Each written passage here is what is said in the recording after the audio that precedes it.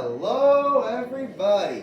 Welcome to another episode of Semi-Tolerable Ranting. I'm your host, Nate FT.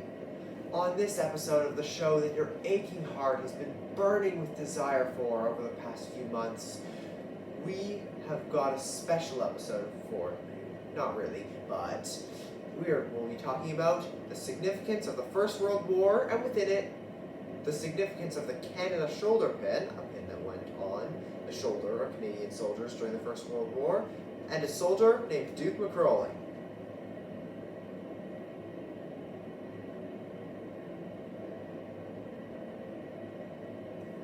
Duke Macrolling was, well, not just another rank-and-file grunt, but certainly nothing special. Now, I'm aware that you, dear viewer, you probably do not find this information captivating, but keep an open mind and you will learn why the common person is actually the most significant of them all. Duke Macrolling was a civil engineer living in Vancouver, Canada, prior to World War I. He could not stand idly by and simply just watch as the war between the Triple Entente, Britain, France, and Russia, and Triple Alliance, Italy, didn't really join, Germany, and Austria-Hungary, raged on. He decided he had to do something about it. As a result, he enlisted as a member of the Engineer Corps in Edmonton, Alberta. In case you were wondering, the main job of an engineer in the war would have been to arm or disarm landmines and really perform any task that involved creating defenses for the trenches.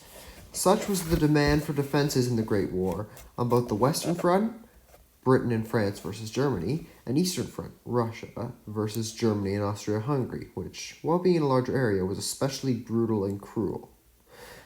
Now, as a reasonable and intelligent person, dear viewer, you can certainly come to understand that while true, Duke may have been small and insignificant in the war, the outcome of the Great War, and indeed the course of all human history, could have been altered drastically by a lack of presence of the many millions of people like Duke.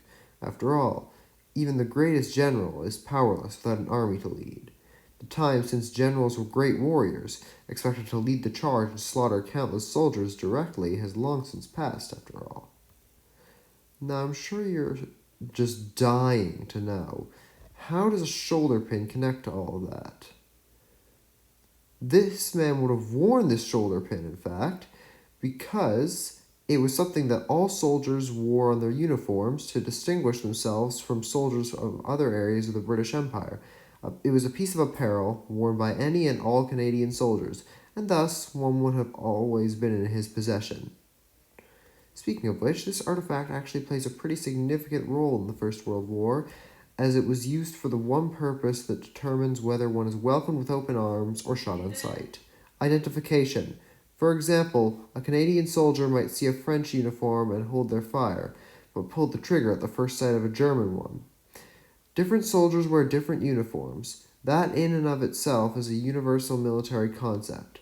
Naturally, it is crucial to any war effort to distinguish the soldiers on your side from those on the other. Now you might be thinking, British Empire troops weren't the enemy, everyone knows that.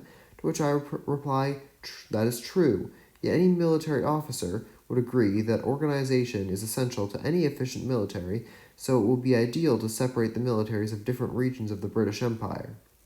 In conclusion, the insignificant actually make up the most significant group of people due to their sheer numbers, and without those many people brave and fearless enough to give their lives in military service, people around the world would have been living different lives, very different lives. Well, that seems to cover just about everything. I do hope you enjoyed this episode of Semi-Tolerable Ranting, and do let me know if you want more. I'm more really curious. Goodbye.